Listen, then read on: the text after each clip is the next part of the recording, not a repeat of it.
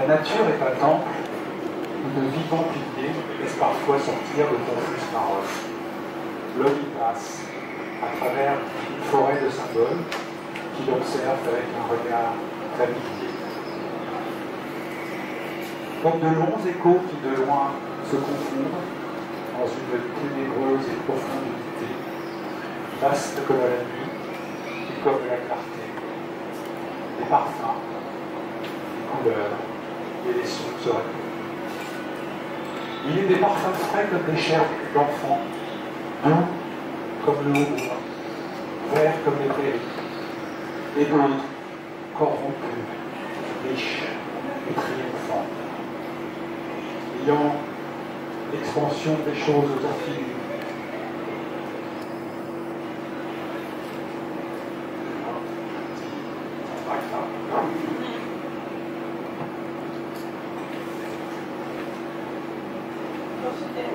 Ayant l'expansion des choses. Oui, je vais envoyer un peu plus. Voilà. Il ne faut pas bouger. Bon. Et d'autres corrompus, riches et triomphants, ayant l'expansion des choses infinies, comme l'ambre, le musc, le benjoin et l'encens, qui chantent les transports de l'esprit et des sens. Voilà. Je voulais commencer par ce poème, ce très beau poème métaphysique de Baudelaire, que vous connaissez sans doute, on l'a tous lu un petit peu un jour ou l'autre, et qui s'appelle Correspondance. C'est pour ce titre aussi, pour le propos que j'ai envie d'avoir avec vous, que je l'ai choisi pour installer ce climat poétique que l'on va essayer de filer pendant toute cette soirée. En fait, je pourrais qu'on voit de quoi sont faites les images poétiques, des images qui servent pour le poète à s'exprimer, pour enrichir le réel, et qui servent aux hypnotiseurs, aux hypnothérapeutes, pour soigner, pour aider, pour accompagner les personnes dans leur réflexion, dans la résolution des questions qui se posent. Et l'idée, c'est comment créer un état poétique à deux, en fait, dans une séance d'hypnose. Parce que c'est, pour moi, des manières vraiment de travailler.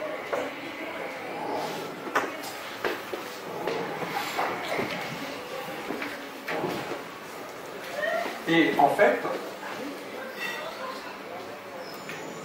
la pierre d'angle de ces deux pratiques, ce sont justement les métaphores. C'est l'utilisation de métaphores pour exprimer, pour communiquer d'une manière différente, d'une manière moins discursive, plus analogique, plus dans l'intuition. Et là, c'est vraiment c'est la pierre d'angle qui rassemble aussi bien les poètes, depuis des générations, enfin depuis la nuit des temps en fait, et puis qui rassemble les hypnothérapeutes dans une pratique justement de soins.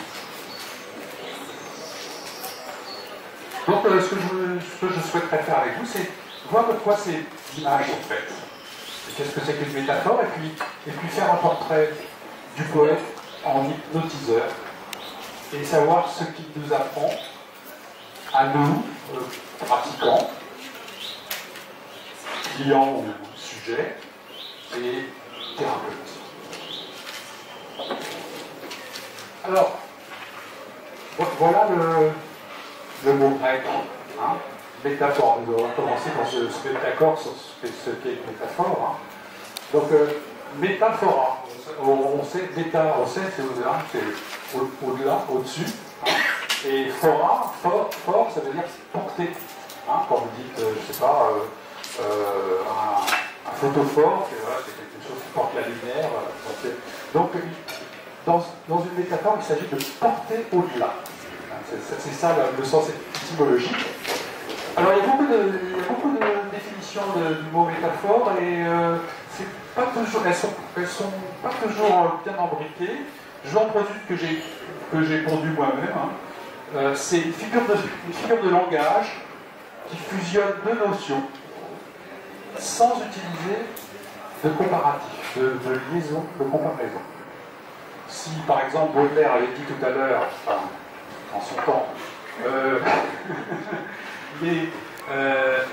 les arts sont comme des piliers, vous voyez, c'est pas pareil que de dire la nature est un temple où de vivants piliers laissent parfois sortir de confuses paroles.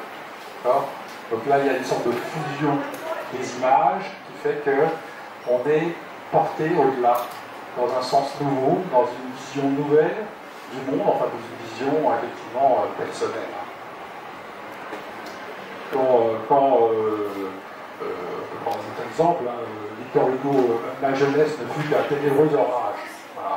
Hein, voilà, on compare une époque de la vie à un climat, à un événement climatique, sans dire comme, c'est un ténébreux orage. Et en plus, dans ténébreux orage, c'est intéressant, c'est aussi une métaphore, rien que ténébreux orage, parce qu'un orage ténébreux, c'est pas pareil qu'un ténébreux orage. Un noir corbeau, c'est pas un corbeau noir, vous sentez qu'il y a un supplément de sens quand on fait cette interversion en fait. Alors je vais vous poser une question, une petite colle, parce que c'est tricky les métaphores. Si je reprends le vers que vous connaissez de Paul Éluard sûrement, la terre est bleue comme une orange. Alors c'est quoi? C'est une comparaison ou c'est une métaphore? Ah. Jacob, alors bon. C'est une comparaison. C'est une comparaison, mais d'un côté, les oranges bleues, à part en matin, bizarre, hein. Donc c'est une fausse comparaison, hein, comparaison allégorique. C'est un malin, hein, c'est une métaphore déguisée en comparaison. Alors, on peut aussi définir les métaphores par leur contraire. C'est quoi le contraire d'une métaphore? Alors, c'est un mot peut-être savant. Une description. Une description, ouais. Une analogie. Ah, une analogie, on est presque dans. On n'est pas dans le contraire, on est dans un cousine. C'est une cousine analogie. Une cousine de la métaphore. En fait, ce serait la tautologie. Vous voyez ce que c'est qu'une tautologie? La tautologie, c'est un chat est un chat. Ça, c'est sûr. On ne se trompe jamais avec une tautologie. On ne se trompe jamais. Et d'un autre côté, c'est le degré zéro de la pensée. Quand on a dit ça, on n'a rien dit. Alors que dans la métaphore, il y a une ouverture de sens, il y a de l'équivoque, il y a un espace qui s'ouvre d'interprétation où effectivement on va construire, on va imaginer quelque chose de nouveau. Et c'est vraiment l'antithèse de la tautologie. On ne se pose pas de questions, un chat et un chat. Là, on est là avec une métaphore pour se poser des questions. Alors, donc, on va faire le beau portrait de chat, là. Hein. Donc, on va passer en revue la poésie hypnotique et l'hypnose poétique. Et puis, deuxièmement, je ferai quelques analogies, quelques rebonds entre les techniques de la poésie et les techniques de l'hypnose. Et puis, en troisième partie, j'essaierai de voir effectivement, de définir, de tenter cette définition de la poésie comme un état politique à deux, enfin la hypnose, pardon, comme un état politique à deux, dans le cadre d'une consultation thérapeutique. Alors, portrait du poète en hypnotiste. Le premier, c'est le savant. Voilà, vous reconnaissez, Arthur, un mot, hein, avec son beau regard bleu glacier, là. Et dans la poésie moderne, c'est lui qui pose cette base du poète savant. Je suis le savant au fauteuil sombre, le piéton de la grande route. Ça parle des gens qui déjà, je suis le savant au fauteuil sombre pour un hypnothérapeute, c'est assez parlant. Hein. Alors on peut s'interroger sur ce qu'est cette science poétique dont parle Rimbaud. En fait, il assigne au poète cette mission de savant, mais de quelle science on parle? Alors, il s'explique hein, dans la lettre du voyant, qu'on appelle la lettre du voyant, à Paul Démoni, il dit « Le poète, c'est le grand malade, le suprême savant. Il est absorbé par tous, il serait vraiment un multiplicateur de progrès. » Moi, ce qui m'intéresse dans ces mots-là, c'est la correspondance, encore une fois, qui s'établit entre la maladie et la science. C'est très particulier, c'est très étrange. Comme si la maladie était une condition de la science, du savoir. Michaud a écrit un recueil de poèmes qui s'appelle « Connaissance par les gouffres ». C'est un peu dans cet esprit-là aussi. Hein.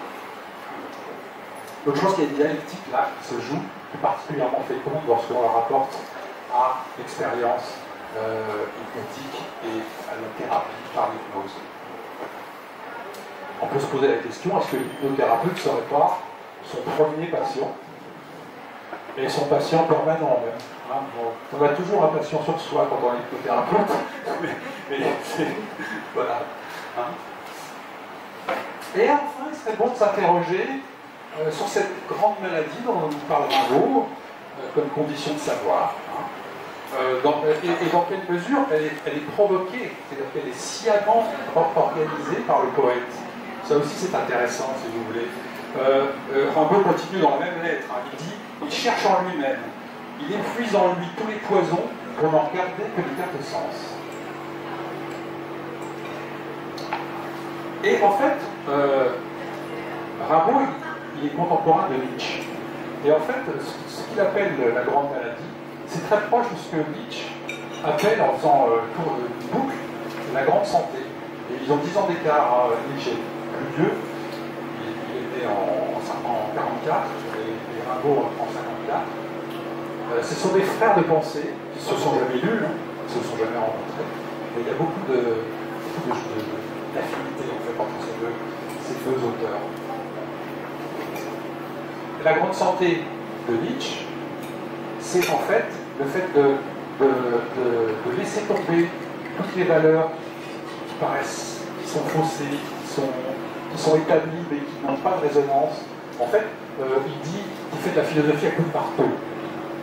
Alors tout le monde pense, avec cette phrase, qu'on voit Nietzsche avec ses grosses moustaches, avec une masse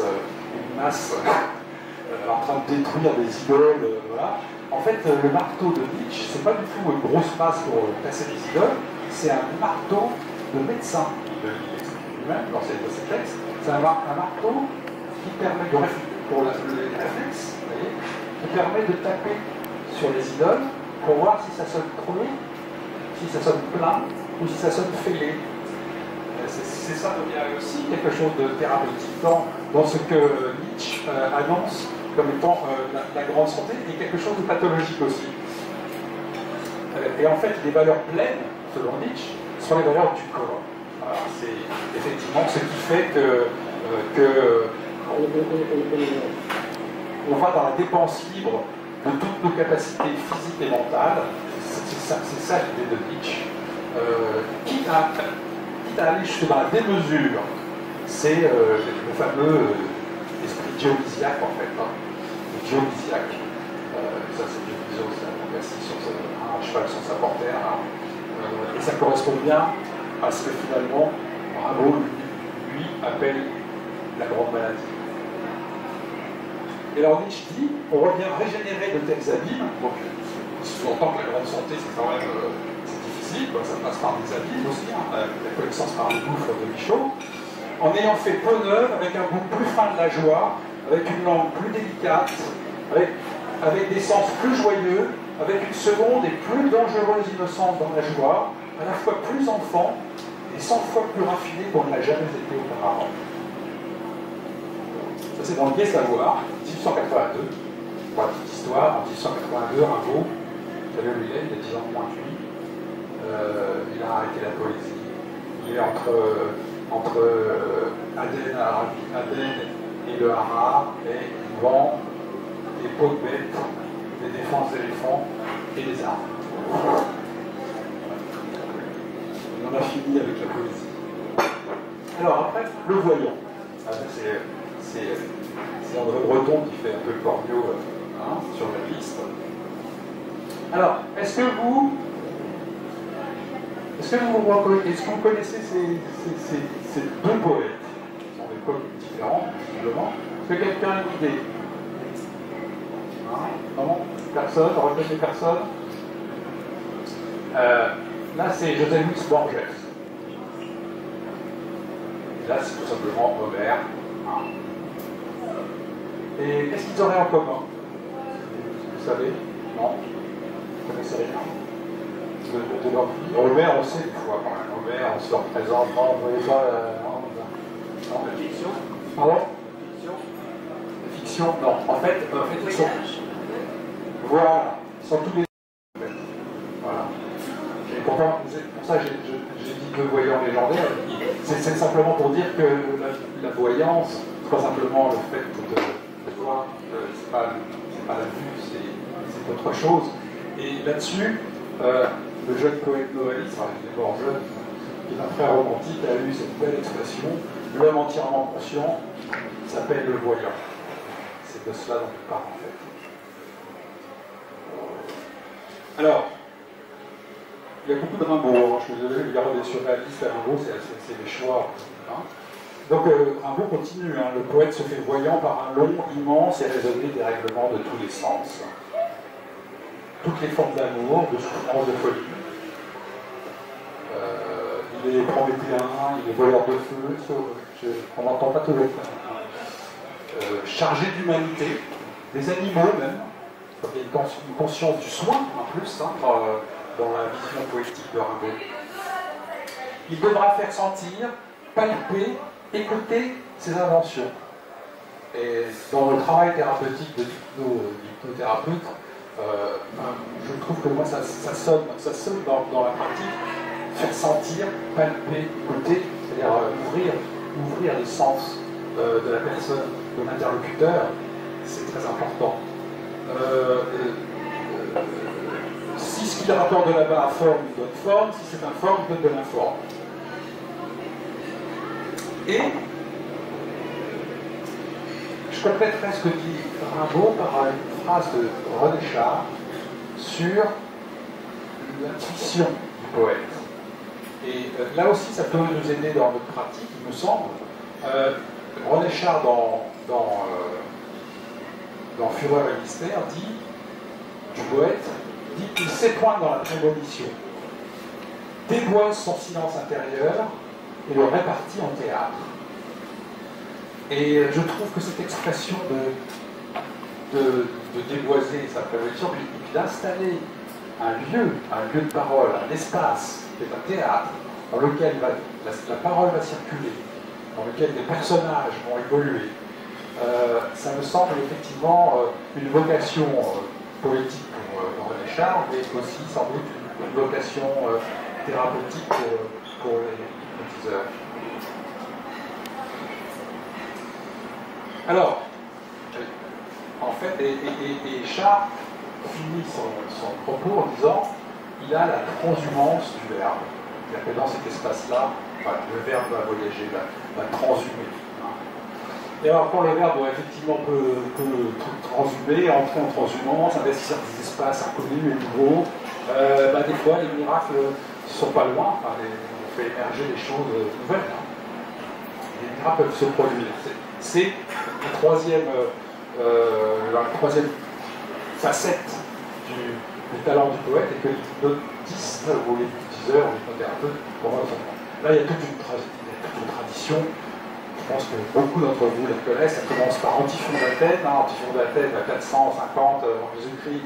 Sur le fronton de sa porte est marqué « Ici vit celui qui soigne par les mots ». Ça continue avec Socrate, avec la maïotique évidemment. Épictète aussi, ceux qui trouvent les êtres, ce ne sont pas les choses, ce sont les idées qui se font les choses. Et la métaphore poétique, c'est justement comme un germe en fait. Un germe qui vient en fait, qui se donne pas comme étant quelque chose de compréhensible immédiatement, mais qui poursuit son chemin, qui grandit, qui s'enrichit, qui crée du sens nouveau. Toujours Rimbaud dans la même lettre, trouver une langue, cette langue de l'âme pour l'âme, résumant tout. Et alors là, cette phrase-là m'a toujours impressionné. De la pensée, accrochant la pensée et tirant. Et je trouve que ça, c'est vraiment aussi une phrase qui peut parler à des psychologues, de la pensée, accrochant la pensée et tirant. Donc on est dans une maïeutique poétique. Et il y a même, sans trop tordre de texte de Rimbaud, on peut même voir quelque chose qui relève justement du soin, de la volonté de soigner, d'aider, en tout cas d'accompagner. Je deviens un opéra fabuleux, je dis que tous les êtres ont une fatalité de bonheur. À chaque être, plusieurs autres vies me semblaient dues. Alors le quatrième facette, le magicien. Poète, magicien, hypnotiseur, magicien. Souvent, je ne sais pas, ceux qui sont en cabinet, des fois, pas toujours, des fois, il y a une personne qui dit mais qu'est-ce qui s'est passé, comment vous avez fait, c'est dingue, on va changer. Donc il y a un côté magicien, mais pas magicien dans le sens on fait des miracles, voilà, plutôt dans le sens on est des tours de passe-passe, plutôt le magicien prestidigitateur en fait. C'est-à-dire un illusionniste, quelqu'un qui réussit à escamoter le réel, à en faire quelque chose d'assez évanescent, puis au contraire qui donne une réalité à des rêves, à des choses qui n'existent pas, ou qui sont encore intangibles, qui ne sont pas encore dites, ou pas comprises. Donc on est là, des escamotages de réel, des disparitions de vérités établies, des surgissements de faits nouveaux, ou occultes, de nouveaux sens. La poésie et l'hypnose ne sont fait que de ça.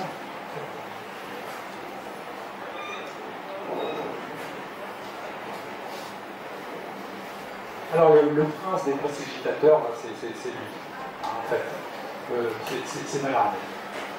Alors ce Mallarmé, il a l'art de parler de rien en disant beaucoup de trucs. Et en fait, il a une conception du pur. Le pur chez Mallarmé, c'est pas du tout un corps qui serait, comment dire, complètement pur, pas troublé par des corps étrangers. Le pur, c'est ce qui n'existe pas en fait, ce qui est irréel, ce qui est, voilà. Et lui, il agit là-dessus. Il crée des images, il décrit les choses qui n'existent pas. Et du coup, il leur donne une réalité absolument incroyable. Alors, j'ai choisi, il le fait tout le temps, mais il y a ça. Alors, il faut s'accrocher, c'est un peu perché, Mallarmé. Je vais vous lire cette phrase et puis on peut la décortiquer un peu. Je dis une fleur, et hors de l'oubli où ma voix relègue aucun contour, en tant que quelque chose d'autre que les calices sus, musicalement se lève, idée même et suave, l'absente de tout bouquet. Il faut la relire. Et en fait, voilà, elle fait surgir une non-fleur. Une non-fleur. Et j'en ai une deuxième qui est très bien. C'est dans Sonnet en X.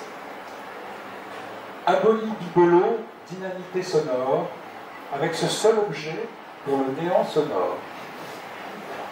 Le truc, voilà, c'est un aboli bibelot, donc on ne sait pas ce que c'est un bibelot, mais il n'existe pas, il est aboli. Le néant s'en honore, donc voilà, il parle de choses qui sont sciemment et volontairement inexistantes, et il leur donne corps. Et je pense aussi que dans la pratique de la thérapie et de l'hypnose et des métaphores qu'on utilise, on fait parfois ce travail aussi. Alors, les correspondances très pratiques. Je vais assez vite, je vais enquiller des parallèles, et puis de temps en temps, pour ceux qui sont un peu nouveaux, ben, je raconterai un peu de quoi il s'agit. Alors, dans une séance d'hypnose, on crée l'attente. On crée un petit peu la surprise. On crée, voilà. Et par exemple, Breton Soupeau dans les champs magnétiques. Qu'est-ce qu'on attend? Une femme? 2 arbres? 3 drapeaux? Qu'est-ce qu'on attend? Rien. Les métaphores d'adduction. Quand on travaille en hypnose et qu'on veut induire une transe pour le client, on utilise des images, on utilise des images qui évoquent la descente en soi, hein, la profondeur, le fait de descendre des escaliers ou que sais-je. Hein. Et en fait, la poésie fait ça depuis longtemps. J'ai sélectionné des choses qui me paraissent aller dans le sens de cette... excusez-moi, je révèle un truc. C'est un texte, c'est un tout petit poème de Pablo Neruda. Vous allez voir, c'est vraiment... On pourrait dire ça pendant une séance pour induire le transe, tellement c'est beau et un peu confusant. Il existe un puits où la clarté se trouve enclose. Il faut s'asseoir sur la margelle du puits de l'ombre pour y pêcher avec patience la clarté qui s'y perdit. Voilà, on crée un espace où voilà, on regarde au fond d'un puits. C'est tout à fait exploitable pour une séance. Hein. Et toujours au Breton Soupeau dans les champs magnétiques, je l'adore celle-là. Il est encore peut-être mieux. Un homme descend les marches du sommeil. Déjà, ce n'est pas les marches de l'escalier, c'est les marches du sommeil. Donc là, dans la première métaphore. Et s'aperçoit qu'il pleut. C'est pas un escalier, c'est un escalier, mais à l'extérieur. Ouh là là, on commence déjà, on commence à planer. Hein. Les noms perdent leur visage. Ouh là là, qu'est-ce qui se passe? Et la rue n'est qu'une voie déserte. Voilà comment des métaphores s'enchaînent, saturent la phrase et créent une forme d'hypnose, d'adduction. C'est-à-dire on est parti, on dérape, on glisse. Hein. On descend l'escalier, puis finalement après on ne connaît plus il n'y a plus personne dans la rue. Voilà. Alors la fascination, c'est aussi un procédé de l'hypnose, hein, la fascination. Les animaux, je suis plutôt je fais des études d'éthologie. Les animaux, tu vas apprendre la fascination, le rapport entre la proie et puis le prédateur. Il y a des gestes, des comportements, des postures. Non, bon, en plus tard. Alors, là, on va faire façon Cara, dans les champs magnétiques, toujours. Ils regardent mes yeux comme des vers luisants s'il fait nuit, ou bien ils font quelques pas en moi, du côté de l'ombre. Je guérirai les malades s'il me semblait beau. Voilà. Ça, c'est vraiment la fascination. Le saupoudrage, alors, justement, je ne vais pas faire de la théorie sur ce que c'est une technique très courante en hypnose. J'explique que tu peux pratiquer ça pour tes plus, le saupoudrage. C'est très savant. Alors, pour ne pas être savant, je vais juste. Alors, c'est la petite séquence haute de la soirée. Je m'en excuserai. Donc, c'est une lettre de Georges Sand adressée à. Donc, je la lis. Je suis très ému de vous dire que j'ai bien compris l'autre soir que vous aviez toujours une envie folle de me faire danser. Je garde le souvenir de votre baiser et je voudrais bien que ce soit là une preuve que je puisse être aimé par vous. Je suis prête à vous montrer mon affection toute désintéressée et sans calcul. Et si vous voulez me voir aussi vous dévoiler sans artifice mon âme, toute nue, venez me faire une visite. Nous poserons entre amis franchement. Je vous prouverai que je suis la femme sincère, capable de vous offrir l'affection la plus profonde comme la plus étroite, en amitié en un mot, la meilleure preuve dont vous puissiez rêver, puisque votre âme est libre. Pensez que la solitude où j'habite est bien longue, bien dure et souvent difficile. Ainsi, en y songeant, j'ai l'âme grosse. Accourez donc, vite, et venez me la faire oublier par l'amour où je veux me mettre. Lettre de Georges Sand à Alfred de Musset. Voilà. Donc c'est une lettre d'amour. Est-ce que Est-ce que, à la lecture de ce texte, vous sentez des trucs? Oui. Alors, ceux qui ne connaissent pas, évidemment, ceux qui connaissent le truc, pardon. Bon. Non, ça vous paraît joli lettre, c'est bien? Oui. Rien de spécial? Bon. Alors, je vous invite, pour comprendre ce que c'est qu'un saupoudrage, à lire, à commencer par la première ligne, et puis à lire une ligne sur deux.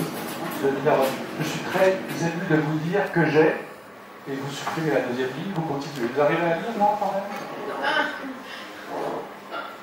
Oui? Bah, ça va. Et ceux qui sont au fond n'arrivent pas à lire? Non, c'est pas mal. Ouais, tu arrives à lire? Ouais. Ouais. Il y en a qui n'arrivent pas à lire? Si? Donc une ligne sur deux, vous voyez, il y a un saupoudrage, et en fait, c'est très très hot. Hein, c'est chaud. C'est chaud de chez chaud. C'est pas du tout une petite lettre gentillette. Viens donc à la maison. Un petit thé. Ok? La confusion, ça aussi, hein, vraiment de créer des en fait de créer, de faire perdre des repères balisés.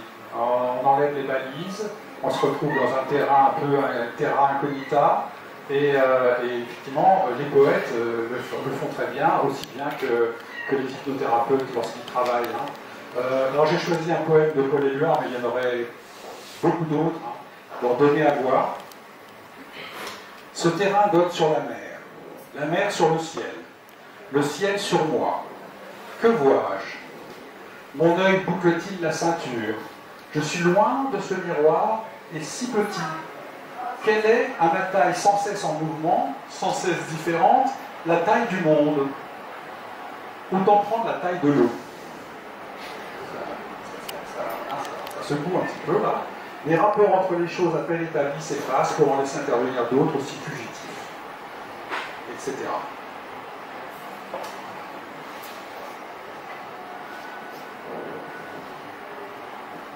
Nathalie, elle est où Nathalie? Je suis là. On en est où au niveau du temps?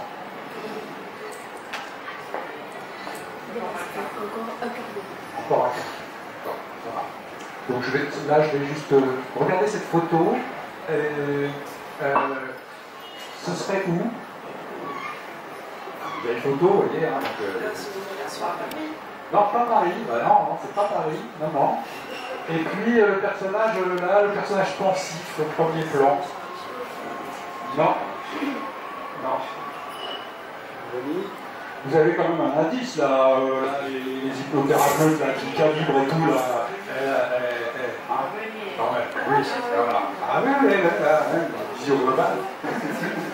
Donc voilà, c'est Venise, c'est la grande inondation de Venise, enfin une des inondations de Venise. Et le personnage au premier plan, c'est Marcel Proust. Et c'est Marcel Proust. Et Marcel Proust, dans Le Temps retrouvé, je ne vais pas vous lire le texte, parce que Proust, c'est déjà une phrase, faut s'en aller. mais il raconte, il va chez les Guermantes, et puis, en fait, il est bousculé par un fiacre. Donc, il manque de tomber. Et quand il est très très déprimé parce que aller chez les Guermantes, c'est faire le mondain, ce qu'il fait tout le temps, et le narrateur, et donc il n'écrit pas. Et donc il n'écrit pas, il se dit je suis nul, etc. Et jamais j'arriverai à exprimer tout ce que j'ai vécu, etc. Donc il est très déprimé. Et en fait, être bousculé par le fiacre, c'est ce qu'on appelle nous l'interruption paterne, c'est-à-dire qu'il va chez les Guermantes en se faisant chier. Et puis, pof, il se passe quelque chose d'extraordinaire. Et après, il met les pieds sur les dalles de l'hôtel de Guermantes, et à ce moment-là, il voit qu'il y a une déclivité, que les dalles ne sont pas au même niveau. Et à ce moment-là, paf, il se souvient de la même déclivité à Venise, et il est dans la félicité. Donc, en fait, là, c'est ce que nous, en hypnose, on appelle un ancrage positif, c'est-à-dire qu'il a gardé quelque chose qui réapparaît comme ça, mais juste un geste, juste le fait d'avoir été troublé, et du coup, il est tout à fait content d'aller chez les Guermantes, et puis il prend plein de notes, et puis il observe tout, et il va tout raconter, il est super enthousiaste. La pleine conscience, évidemment, on en parle en méditation, on en parle aussi en hypnose, et puis la poésie est aussi un ouvroir de pleine conscience. Hein. C'est quand le piéton de la grande route dont on parlait avec Rimbaud tout à l'heure, c'est quand le monde n'est plus un spectacle. Quand on est soi-même habité par le monde, traversé par le monde, on en fait complètement partie, quand on est baigné là-dedans, quand on est dans le jus. Hein. Et à ce moment-là, les choses les plus familières deviennent étranges.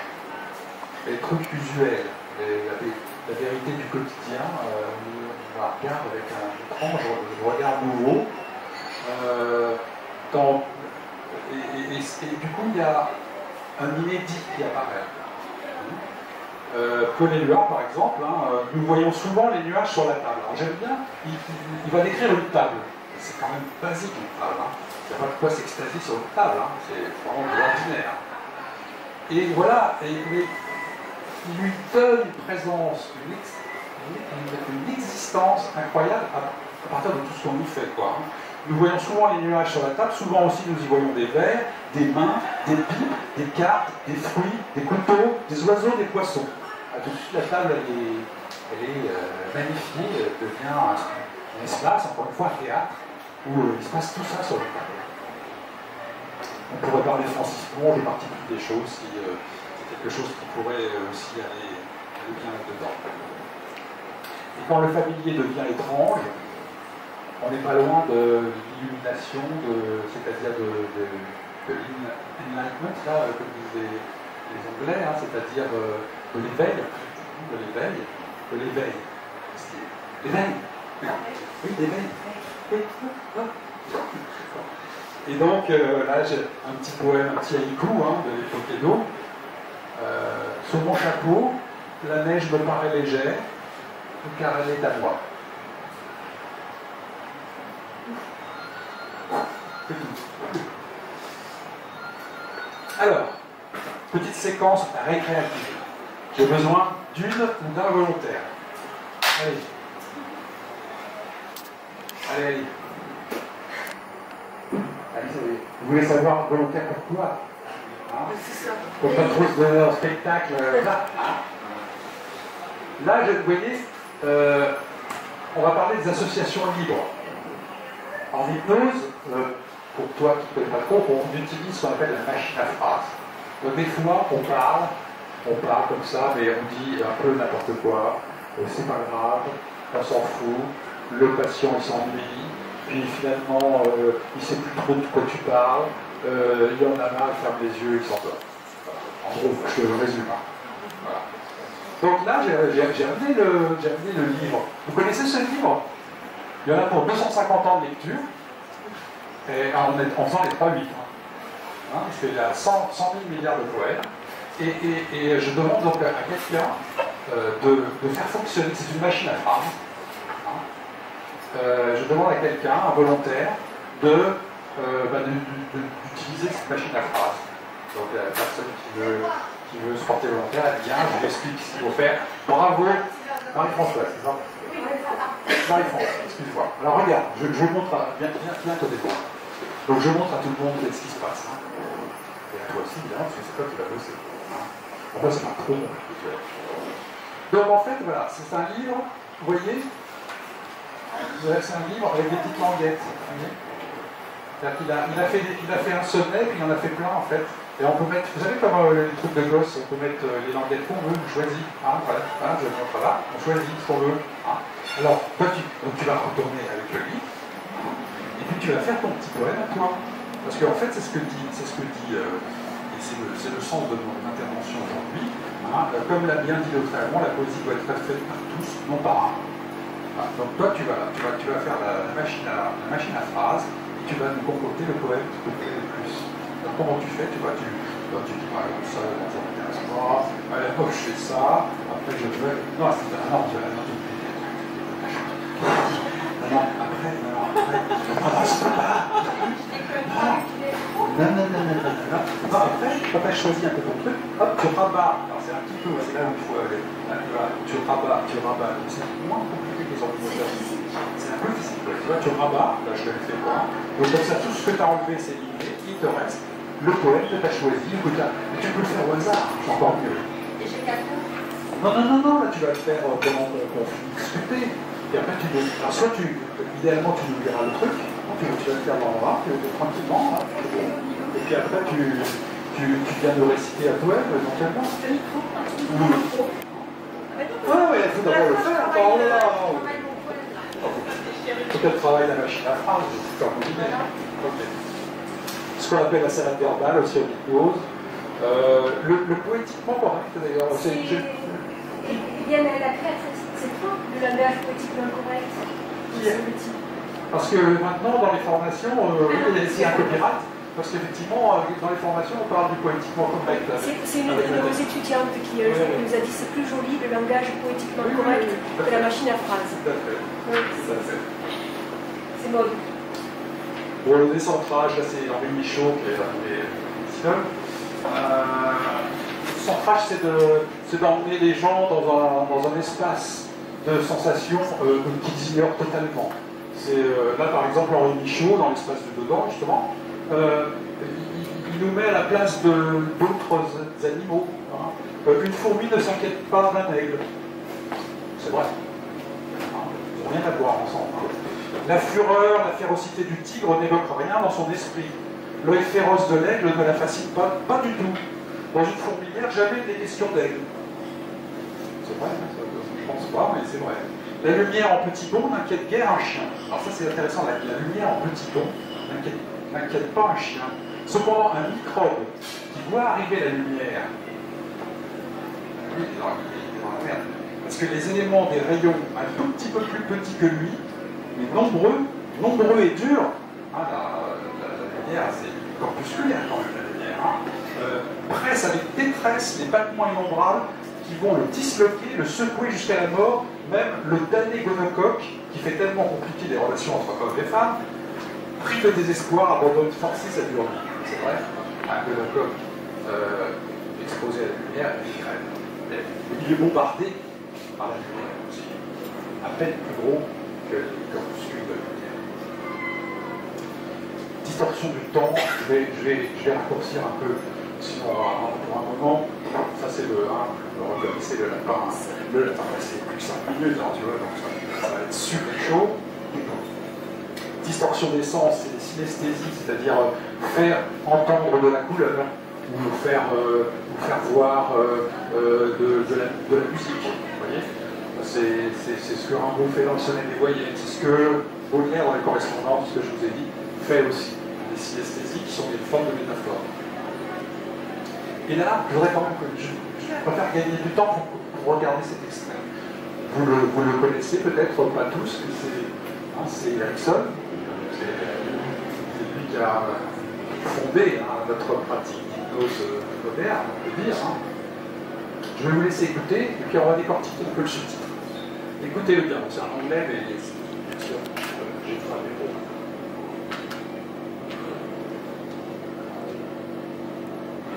I imagine their theory of concerts in that direction. We turn the head this way, and this way, and listen. I think music and listen. The right or left ear. Now, and the right or left thumb. What do you think you are? Alors, ce petit extrait que je vous ai sélectionné d'une séance d'hypnose d'Erickson, voilà ce qu'il dit en français. Fermez les yeux, imaginez qu'ils écoutent un concert. D'accord, c'est pas vous, c'est les yeux qui écoutent un concert. Ça y est, on est dans la synesthésie. Dans cette direction, après il dit, il tourne la tête. Les yeux tournent la tête. C'est bizarre ça aussi. Un petit peu bizarre. Et la tête aussi. Point de suspension. Alors que la tête aussi, ça veut dire quoi? Il tourne les yeux, ou ça veut dire qu'elle se tourne, je sais pas, on ne sait pas trop, il finit pas la phrase exprès, évidemment, pour le confuser un peu. pour écouter la musique que je peins, au loin, l'oreille droite ou gauche, en bas le pouce droit ou le pouce gauche, que pensez-vous que vous faites? Et là, pour moi, c'est un petit modèle de poésie. On retrouve les techniques qu'on a vues tout à l'heure, la confusion, la synesthésie, jouer avec les sens, écouter de la peinture, etc. Alors, ce portrait du poète que j'ai essayé d'esquisser pour vous, en fait, après on peut se poser la question, dans la relation thérapeutique, l'hypnotiseur, le poète hypnotiseur, c'est qui? C'est qui dans la relation entre un patient et son accompagnant? Est-ce que c'est l'hypnopraticien? Est-ce que c'est le patient? À votre avis, qu'est-ce que vous pensez de ça? Qu'est-ce que tu dis, Carole? C'est les deux, ah oui. Ben, exactement. En fait, voilà, c'est l'identité crée une entité qui les dépasse, qui est commune, dans le dialogue d'inconscient à inconscient qu'ils sont en train d'installer. Et d'où, dans ce dialogue, le jugement est suspendu. Bien sûr, il n'y a pas de jugement. L'imaginaire est complètement ouvert. Voilà. Donc c'est une créativité à deux. Les métaphores thérapeutiques, c'est une créativité. Si vous arrivez avec votre métaphore là, alors vous montez dans un ballon, vous sentez léger, vous montez dans un ballon. La personne a le vertige, c'est direct, c'est fini. Vous êtes venu avec votre petite image à vous la plaquez, et la personne n'est pas du tout à l'aise, alors pas en transe, elle va vous faire très très dérangé par ce que vous dites. Donc là, c'est une créativité à deux, c'est un récit qui se fait à deux. Il y a un psychothérapeute qui s'appelle Santarpia qui a dit c'est un texte circulaire dans lequel chacun est à l'écoute du singulier de l'autre vers une autre expérience originelle et inédite de soi. C'est ça que la métaphore thérapeutique peut réaliser. Cette espèce d'espace commun où la construction va être celle du patient et l'hypnothérapeute il va être phénoménologue par rapport à ça. C'est-à-dire qu'il ne va pas venir avec ses propres images à lui, il va essayer de faire germer, de faire émerger des images de la part de son interlocuteur, de son client, et puis faire que ça rebondisse, que ça aille encore plus amplement dans la vérité que son interlocuteur peut découvrir. Alors justement, on va faire un petit... Là, c'est Marie-France, tu as fait ton poème? Pas encore? Faut y aller, Marie-France. Non, mais c'est pas grave. Je vais faire un autre petit truc avant et après. Voilà. Alors, peut-être que vous avez des cuillères, non? Vous n'avez pas de cuillères personne n'a des cuillères? Vous avez alors. Ah, là, des cuillères. Je vais trouver quelques cuillères. Ah, merci, Nathalie. Bon. Parce qu'on va essayer de comprendre, on va tâcher de comprendre cette chose simple qui est théorique, qui dit voilà, les métaphores, ça se construit à deux, bon voilà, ok, bah oui, d'accord, t'as raison, on est tous d'accord. Mais en fait, ce qui est important, c'est que le thérapeute, par rapport à ça, par rapport à ce simple phénomène-là, c'est qu'il doit se mettre en danger, en fait. Il n'a plus vraiment de savoir, il n'a plus vraiment de recettes. C'est pas le truc facile, il n'a pas dans sa poche le truc, et puis voilà, non, il va voir, il va absorber ce qui se présente, et puis il va accompagner la personne pour en faire quelque chose de personnel, et qui va lui faire du bien. Et donc ça demande vraiment à la fois de la modestie, et puis de la créativité quand même, pour rebondir, pour être en capacité de faire abstraction de ce qu'on sait pour accueillir ce qui va se présenter. Alors, et là, on va faire les métaphores kinesthétiques. Là, si vous pouvez prendre une cuillère, je vais vous donner des consignes extrêmement simples, très claires. Vous ne pouvez pas ne pas les y arriver. D'accord? Alors, donc, il s'agit tordre la cuillère, parce que en fait, pourquoi on fait ça hein, on fait ça pour que justement tout ce qui paraît figé, les croyances bien militantes, tout ce qui fige quelqu'un dans un comportement dont il n'arrive pas à sortir, moi j'appelle ça tordre la cuillère, on essaye de trouver la souplesse là-dedans, tordre la cuillère. Voilà. Bon. Et alors je vous demande de tordre la cuillère que vous avez, alors pas trop parce que sinon on va avoir cette histoire avec nos amis du café, mais voilà, vous avez avec deux doigts, vous tordez la cuillère. Oui, très bien. Ouais, voilà, c'est difficile, hein. Ça demande de l'effort. Là, on sent, tu vois, on sent que le thérapeute et le patient, parce que si c'est les deux doigts avec les potes, le patient et le thérapeute, ils sont en conflit. C'est dur de faire ça. Voilà. Et en plus, je vais vous donner une consigne supplémentaire. Lorsque vous l'aurez tordue, elle doit revenir à sa position initiale toute seule. Là, ça va être dur.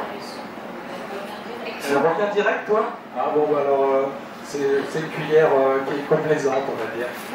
Comme d'habitude, quand on a tort, elle donne. Alors, comment on va faire? Et Nathalie, elle est où? Elle est partie? Parce que Nathalie, elle avait la solution. Voilà. Allez.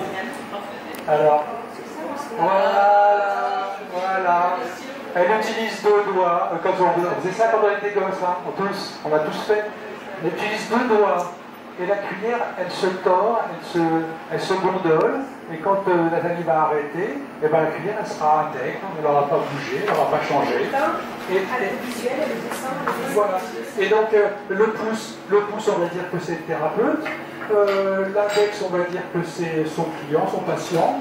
Et que c'est dans ce rapport-là, c'est dans ce dialogue-là, qu'on va s'appuyer à la cuillère. Et c'est pas le thérapeute qui va tendre le truc à toute force. Non, voilà ce qui va se passer. Blandine, t'as du mal à faire... Avec une petite cuillère, c'est plus facile. T'es pas avec Un peu légère. Pas toujours avec une petite cuillère à la maison. Plus petit la cuillère. C'est un petit et plus légère. Elle a bien fait, Nathalie. Je remercie Nathalie parce qu'elle a été très bien pour ça. Alors voilà. Donc je vous ai dit qu'effectivement c'était ça peut-être le sens des métaphores. Hein. Et je finirai simplement parce que c'est l'enfant terrible et c'est l'enfant chéri. Donc ne rien forcer, agir dans l'aisance, dans la spontanéité le plus possible. Hein. S'installer dans l'inconfort pour le thérapeute, c'est important d'être un peu. Et c'est la dernière facette de l'hypnotiseur, c'est que c'est un funambule aussi, et qui danse un peu. Et Rimbaud dans les Illuminations a cette belle phrase: j'ai tendu des cordes de clocher à clocher, des guirlandes de fenêtre à fenêtre, des chaînes d'or d'étoile à étoile, et je danse. Et eux aussi dansent. Et j'aime bien ce passage. Vous connaissez, hein, bien sûr, Fred Astaire et Ginger Rogers. Et pour moi, c'est le théâtre de la séance. Vous allez voir la surprise de Ginger Rogers qui découvre la danse avec Fred Astaire, qui fait semblant d'être encore trafic. Et puis après, elle arrive à faire des choses à elle. Vous allez voir, elle va prendre des initiatives, elle ne va pas être simplement conduite par Fred Astaire. Ils vont sortir du cadre, la piste de danse, ça suffira pas, ils vont aller au-delà, ils vont casser les règles. Et pour moi, c'est des choses qui me parlent, hein, d'entrer dans la transe, et qui sont assez l'image, une dernière métaphore que je partage avec vous.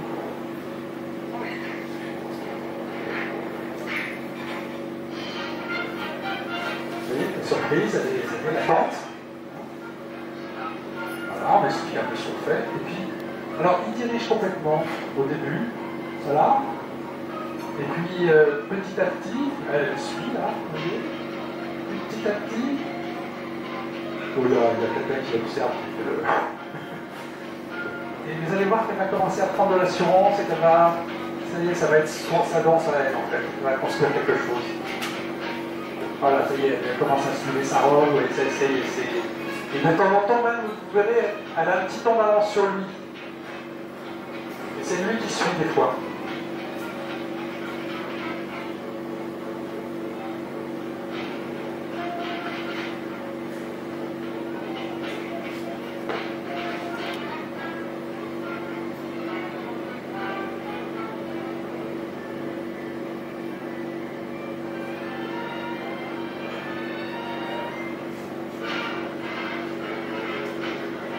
Là, elle a fait une petite audace, là. C'est la tournée un petit peu avant.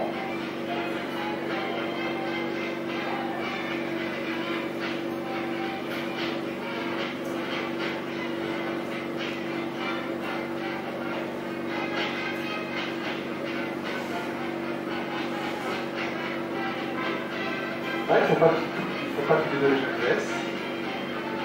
Il se déborde de temps en temps.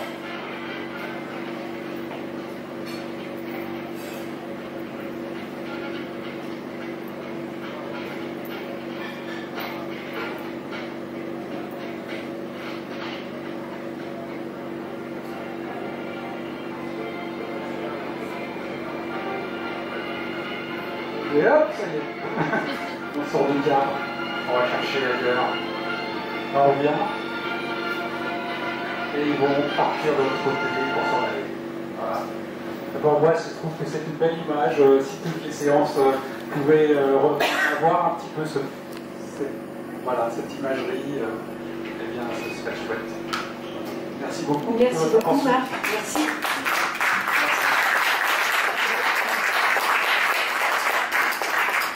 Là, vous pouvez on fait une petite pause. Une pause. Non, je réfléchissais pendant que Marc parlait de cette poésie et de cette poésie qu'il y avait dans cet exposé, à des personnes que je vois. Moi, je ne fais pas forcément l'hypnose avec les personnes, je suis hypnotique. Bon, mais quand je pratique l'hypnose avec certaines personnes, au fond, finalement, les faire arriver en poésie, c'est finalement, je dirais, c'est qui vont mieux. J'ai l'impression que ceux qui courent, parfois, sont des personnes qui sont très étanches, j'imagine, d'ailleurs, comme tu as présenté, des personnes qui font l'hypnose très technique, qui trouvent que c'est étonnant de comparer la poésie, parler de poésie en hypnose. Moi, je trouve que c'est étonnant de ne pas en parler, d'ailleurs, merci d'en parler. Et donc, pour ces personnes-là auxquelles je pense, en fait, quand ils arrivent à des choses qui relèvent de la poésie, eh ben, ils vont mieux. Voilà. C'est plutôt les faire arriver en C'est la parole germe. Je parlais tout à l'heure, il y a une semence, il y a quelque chose qui va se planter. Oui, en fait, la métaphore, c'est quand même assez simple, même quelqu'un a une religion avec un bureau qui est une métaphore. C'est un cliché. Alors, évidemment, ça va foutre le sens pour lui, mais on file la métaphore plein de l'eau. Alors, c'est comme dans notre image, et puis après, il commence à. Ça touche, c'est rouge, c'est évident, moi, je n'arrive pas avec ces Alors, justement, et à propos, il faut penser aussi à votre travail. Est-ce que ça peut être le bon moment, Marc? Oui, Ah oui. Oui. Marie-France. Marie-France, voilà. Tu as Ça fera partie des témoignages, ça fera partie du travail. Pensez à vos questions. Les témoignages. Merci Marie-France. Il plaisait celui-là. voilà. Parmi les 100 000 milliards de poèmes, parce qu'il y en a vraiment 100 000 milliards, hein, si on fait le truc, tu as choisi celui-là. Bah non, je vais tenir le truc en même temps. Alors, est-ce que vous m'entendez là? Très bien. Très bien. Alors, ça c'est le poème qui a été créé en Marie-France, avec l'aide de la fortune de Raymond Queneau, qui n'est pas là ce soir, mais qui serait très heureux, je pense, de savoir que ça marche encore. Alors, le vieux marin breton de tabac et sa prise, pour du fin fond du nez, excisait les arceaux. Sur l'antique bahut, il choisit sa cerise. Il n'avait droit qu'à une, et le jour des rameaux. Il déplore une telle mainmise où Galilée jadis jeta ses petits pots. Le gourmet en salade avale la citise L'enfant pur aux yeux bleus aime les berlingots. On sèche le poisson dorade, on vole le lot, on sale le requin, on fume à l'échalote, lorsqu'on revient au port en essuyant un grain. Enfin, on vend le tout, homard et salicoque, grignoter des bretzels distrait bien des colocs, mais rien ne vaut griller le morceau de boudin. Alors, Paul, que nous a fait cette performance, c'est-à-dire que à chaque fois c'est assommé quand même, et les rimes sont là, pas les mêmes, donc c'est quand même assez très joli. Merci beaucoup. Il y a le boulot à faire. Merci beaucoup. Merci de m'avoir appelé. Oui. Un témoignage de Daniel. Daniel. Alors d'abord, je vais vous poser une question. Est-ce que c'est la poésie qui t'a amené à l'hypnose? Et est-ce que l'hypnose t'a, bien sûr, je connais la réponse, mais t'a amené à porter un autre regard sur la poésie? C'est une jolie question. Allô? Oui, Si, ça marche quand même un petit peu. Écoute, Daniel, en fait, je crois que c'est un chemin de vie, tout simplement. Quand je suis parti en Inde pendant 2 ans, j'ai vu des gens qui pratiquaient la méditation, donc je me suis mis à faire cela.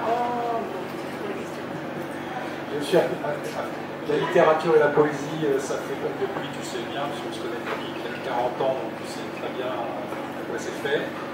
L'hypnose, les images de l'hypnose, tout ça. La lecture hypnotique de la poésie, je sais pas, je l'ai ressentie assez vite. En lisant des poèmes, me sentir habité, déstabilisé, dirigé, avoir une conscience qui s'élargit. Et voilà, quand j'ai une dizaine d'années, j'ai commencé à m'intéresser à l'hypnose, plus spécifiquement, et je me suis dit, bien sûr, tout ça. Alors, je vais vous raconter ma plus belle séance d'hypnose. J'ai acheté le livre de Marc sur Chet Baker. Alors, j'étais dans une école de jazz et j'apprenais la trompette. Et j'apprenais la trompette avec un ami handicapé que je promenais dans les clubs de jazz. Et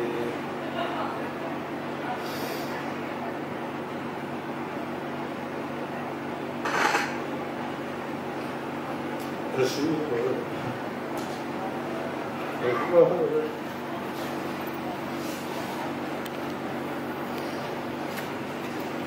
excusez-moi, je suis pas triste, ça m'émeut. Je lui voir Chet Baker, campagne première. Donc on y va. Et j'emmène cet ami, donc, comme il est en chaise roulante, on descend dans la cave. Il y aura bien le Chet Baker arrive. Et puis, on était 2. Et il a joué, vous 2 heures et demie pour nous. Tout seul. Ouais. Merci beaucoup. Merci beaucoup pour ce témoignage. Merci. Merci. Alors, un témoignage, une question, oui. C'est plutôt une question. Marc va vous donner le micro.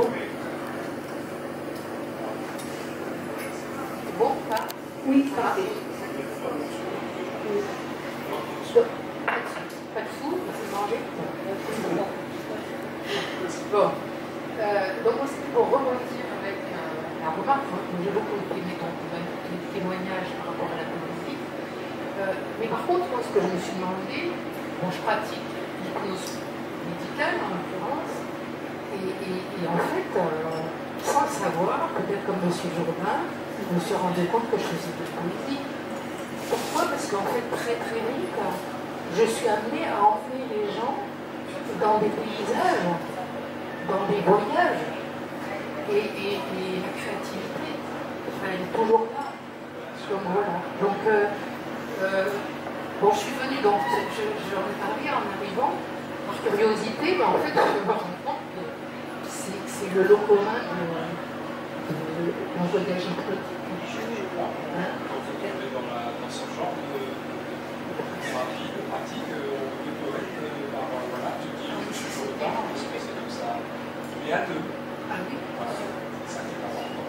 Parce que si on est juste brillant, on propose des images qui se passent. Il faut être en permanence à calibre. Voilà, puis on va recevoir ce qui se présente, voilà, et puis interagir là-dessus. Voilà, merci. C'était plus une réaction. Merci. Une autre question ou un témoignage? Oui. Jacqueline. Il vous reste 8 minutes environ.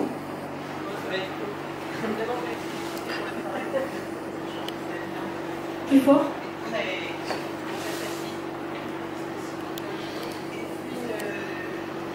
Savoir comment est-ce qu'on entre dans l'univers poétique de l'autre, comme vous disiez tout à l'heure, ça se jouerait deux, mais comment tu identifies C'est une question intéressante. Écoute, je pense qu'en fait, on va procéder par la question. La question est tellement une question ouverte, une question qui appelle par notre réponse. Plus proche. Pardon? Oui. Voilà, merci. Une question, c'est parce qu'en fait, on s'éloigne de la base centrale. Donc en fait, voilà. Donc par la question, on va commencer à faire que la personne va s'ouvrir et va proposer des images. On peut commencer par exemple des analogies. Et ce serait comme quoi? C'est dit, et puis on vous dit avec une question sur ce qu'elle a dit, qui est déjà une image. À partir du moment où la personne a produit une première image, à ce moment-là, c'est comme un moulinet de cerf-volant, on dévide le truc, de temps en temps on reprend le cerf-volant ici, il y a un petit peu plus qui se tend un peu sur le rang. C'est comme ça que c'est surtout d'accueillir la première image qui va être produite par la personne qui est en face de là. Et puis de savoir, effectivement, la prendre comme elle est, et puis de dire c'est sa vérité, c'est comme ça qu'elle voit les choses. On va creuser, on va s'élever, et ça tisse quelque chose petit à petit. Et ça produit, et on peut. Je pense que le patient, par son travail sur les images, il commence à réifier un peu ses problèmes. Il en fait des symboles, il joue avec les symboles, et du coup, il peut interagir avec. Ça devient plus. Il n'est plus l'expert de sa maladie, tu vois. Il sait tout sur ce qui est arrivé, c'est ça, tout ça. Il devient lui-même comme un boss par rapport à ce qu'il est en train de construire, et ce qu'il construit, finalement, lui permet de changer l'optique sur son mal-être ou sur sa question, tout simplement, de la voir avec un autre angle de vue et d'une façon un peu cerveau droit, c'est-à-dire voilà, sans jugement, en disant tiens, c'est vrai, je suis en train de faire ça, qu'est-ce que ça veut dire, pourquoi j'ai dit ça, qu'est-ce que ça évoque, et l'image le transforme en fait. Enfin, transforme sa perception du problème ici. Alors, une question? D'autres questions? Des témoignages? Alors, la philosophie active de Nietzsche, c'est vraiment ça, il y a des mots, on sent que c'est comme un petit coup de bombe, ça vibre, et on sent bien que, à regarder, à calibrer la personne qui est en face, on sent que ce mot-là, et du coup, ça nous aide aussi à ouvrir le monde. oui. J'ai dit le bonne foi. Autre chose aussi de Jean-Louis Lamande, qui était le meilleur ami de François Rostand, et bien dans un texte un peu privé, car il a pas. Dans ce que tu es en train de décrire. Rêve éveillé, oui, on peut parler de rêve éveillé, on peut aussi parler d'éveil paradoxal. Non, veille paradoxale, comme il y a le sommeil paradoxal. C'est ça. C'est-à-dire qu'en fait, on libère son inconscient. Le travail, moi je suis dans l'art, le travail de l'art, c'est justement de laisser tomber le cerveau gauche et d'aller dans l'émotion pure. Et là, pour moi, il n'y a plus de raisonnement, en fait. On n'est plus dans le raisonnement, on n'est plus dans l'analytique, on est pour moi dans la perception, dans l'émotion, et on est dans un monde qui est... je ne sais pas. Non, mais, je te tends le micro, mais... Ouais, ce n'est pas un monde de pensée. C'est un monde de sensations et d'émotions. Oui, mais... Justement, on lâche la pensée. Parce que tant qu'on est dans la pensée, dans l'art, on n'avance pas. On lâche la pensée analytique, je dirais, mais peut-être pas la pensée globale, fait qu'il y a quand même... Alors, dans la pensée globale, je suis d'accord avec toi que si ça rejoint la vision. Parce qu'en tant qu'artiste, on a forcément une vision de ce qu'on veut produire comme résultat. Encore que, quelquefois, on est emmené par sa propre émotion, par sa propre sensibilité vers quelque chose d'autre. Et c'est ça, pour moi, le plus difficile dans l'art. Quand on est dans l'imitation, on n'est pas vraiment dans l'art, et c'est le moment où on arrive à se lâcher pour aller vers quelque chose qui sort de soi, comme dans la poésie. Tu peux te mettre un peu en danger, même si c'est pas trop... Tu peux te mettre en danger parce que tu vas puiser à l'intérieur des choses